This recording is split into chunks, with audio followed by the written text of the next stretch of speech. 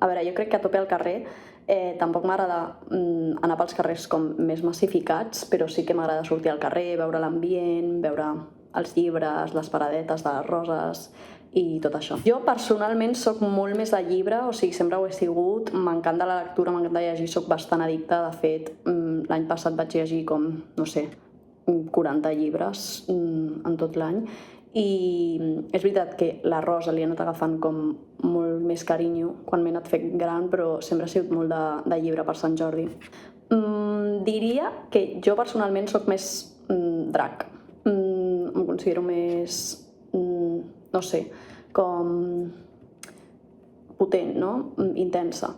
Potser no soc tan salvadora com un cavaller. Doncs mira, no m'he acabat mai el primer de la saga de Cotar, que tothom diu continua perquè el segon és el millor. És que no puc, en plan no puc passar el primer. I després tampoc em vaig acabar d'una saga de fantasia, el tercer crec que era, que es diu... com es deia? Ales de Ònix, no me l'he acabat, sap greu.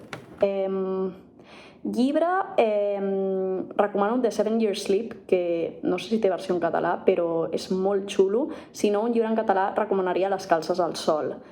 I disc... a veure què pensi, Disc ara mateix... Bueno, sempre jo recomano Melodrama de Lord, però perquè, no sé, és com el meu disc preferit del món, però potser per un dia com la Diada, que és com super... no sé, romàntic, recomanaria Reputation de Taylor Swift, que per mi és com un àlbum amb cançons superromàntiques.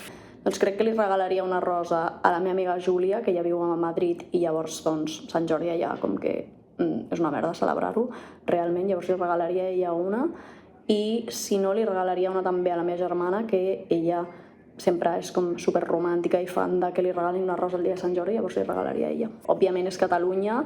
Jo, com a persona que ha viscut 2 Sant Jordis a Madrid, puc dir que realment no hi ha res, o sigui, no hi ha punt de comparació de viure-ho a Catalunya o fora, i viure a Catalunya realment és molt màgic i molt especial. Pues explicaria que l'any passat, per exemple, per Sant Jordi, jo estava com molt depre perquè estava a Madrid i realment no es fa res allà. Llavors la meva amiga Júlia, la mateixa que he dit abans, em va regalar una rosa per sorpresa i va ser guai. Si no, o sigui, no tinc tampoc tantes anècdotes de Sant Jordi, però més records de comprar molts llibres, això segur. Ara no compro tants perquè tinc un Kindle i llegeixo molt electrònicament, però realment sempre m'ha agradat comprar llibres per Sant Jordi.